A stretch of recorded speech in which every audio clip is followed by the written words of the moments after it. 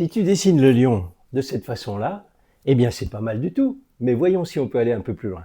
On va commencer par la tête du lion, un petit trait haché, deux traits arrondis inclinés de chaque côté, un léger trait médian, et à gauche un trait vertical, et en bas à gauche une petite amande, et un point pour la pupille.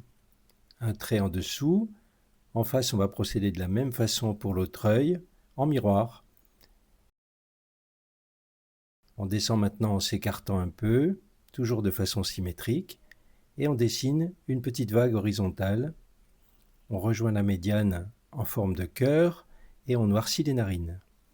Quelques traits légers de chaque côté pour le relief du visage et on va dessiner le contour de la tête avec un trait léger. Puis la bouche et on rejoint le côté à droite en ombrant bien la jonction. Les petits points pour le départ des moustaches et on fait pareil en face, la bouche ayant au final l'aspect d'un Y à l'envers.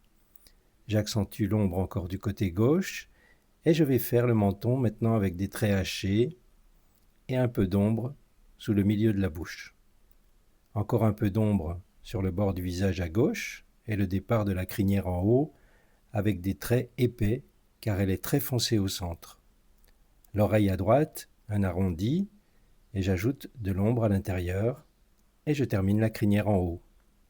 Le côté du visage avec le départ de la crinière, donc des traits serrés, et on termine le contour à droite. À gauche, pareil, le contour de la crinière, et on va ombrer la jonction avec le visage avec des traits serrés.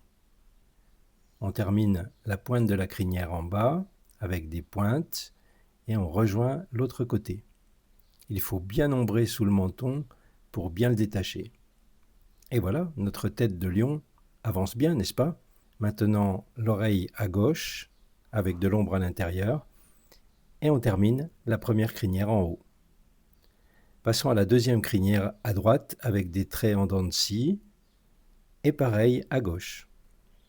Un trait qui part du centre, parallèle à notre dessin, c'est le haut de la patte.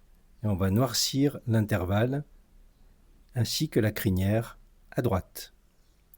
À gauche, la crinière revient vers cette patte, et je vais la noircir complètement.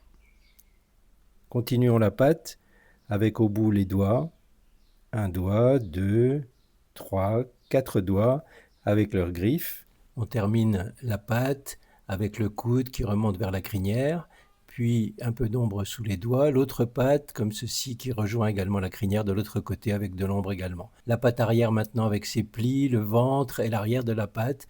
Et maintenant il nous reste à ajouter quelques détails sur les rochers et voici notre dessin est terminé.